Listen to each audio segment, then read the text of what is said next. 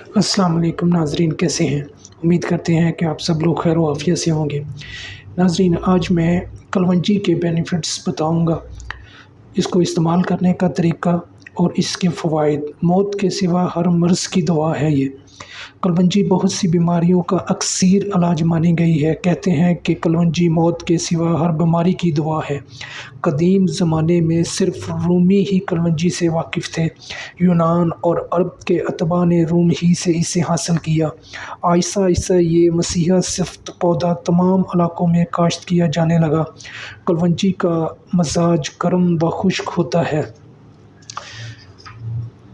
अतबा का मशवरा है कि कलवंजी एक चुटकी रात में सोने से पहले खा ली जाए तो इंसान तमाम बीमारियों से बचा रहता है, मगर हफ्ते में आखिरी अशरा जो होता है इसे 2-4 दिन खाना बंद कर देना चाहिए, फिर 2-4 दिन के बाद इसको खाना शुरू कर दें।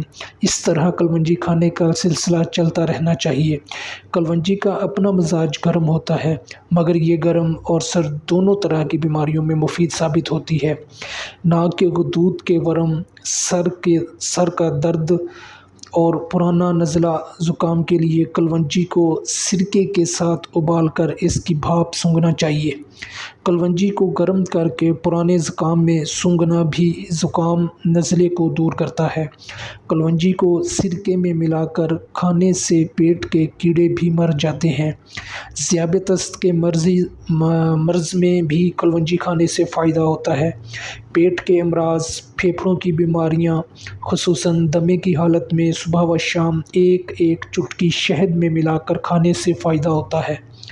3 ग्राम कलवंजी का सफ़ूफ 1 चम्मच मक्खन में मिलाकर खाने से हिचकी आना बंद हो जाती है।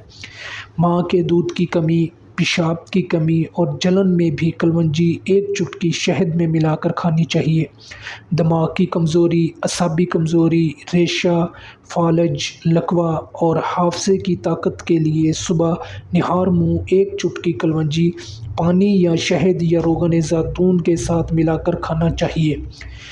मसाने की पथरी के लिए कलवंजी को पानी में उबालकर ये पानी छानकर शहद मिलाकर पीने से कुछ दिन पीने के बाद पथरी गल कर निकल जाती है।